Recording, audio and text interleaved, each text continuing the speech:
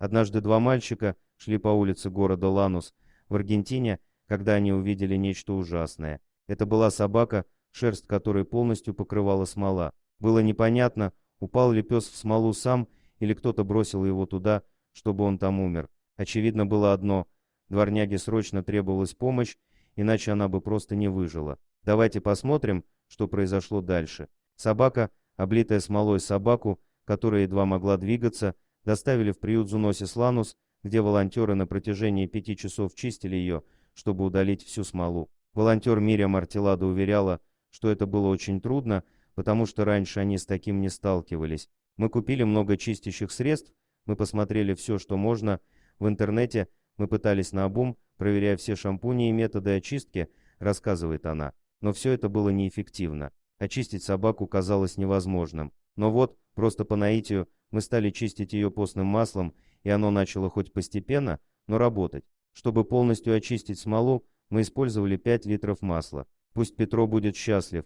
Песик получил имя Петро, что по-испански означает нефть. Сначала ветеринары беспокоились о том, что собака будет страдать от интоксикации, так как смола была не только на шерсти, но в ее ушах, ноздрях и даже в кишечнике. Тем не менее, Петро с каждым днем чувствует себя все лучше. Спасатели из приюта заявили, что вскоре, когда Петро совсем выздоровеет, его стерилизуют и будут пристраивать в любящую семью. Хочется пожелать ему, чтобы так и было. Польза муниципальных приютов «История пса Петро» – это символ того, чего можно добиться, когда любители животных действуют вместе. В моем родном городе вот уже 5 лет работает коммунальное предприятие «Лев», ветеринарно-стерилизационный центр для беспризорных животных. Его сотрудники и добровольцы, используя европейский опыт, разработали собственную концепцию сокращения численности бездомных собак и помощи им. Команда ловцов ищет беспризорных собак, забирает их, проводит комплексное обследование, стерилизует, вакцинирует, обрабатывает от клещей и паразитов.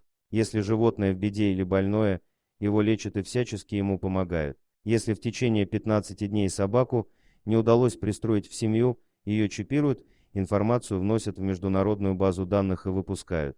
Такая же модель действует и в случае с беспризорными котами. Но при этом за собакой или котом следят и все равно пытаются ее пристроить с помощью прессы, социальных сетей и собственного портала. Сейчас во Львове обсуждается возможность создания пунктов кормления и обогрева бездомных животных, которые будут содержаться на балансе городского бюджета. Дорогие друзья, если вам понравилось видео, поставьте лайк, а также подписывайтесь на канал, где найдете еще много интересного.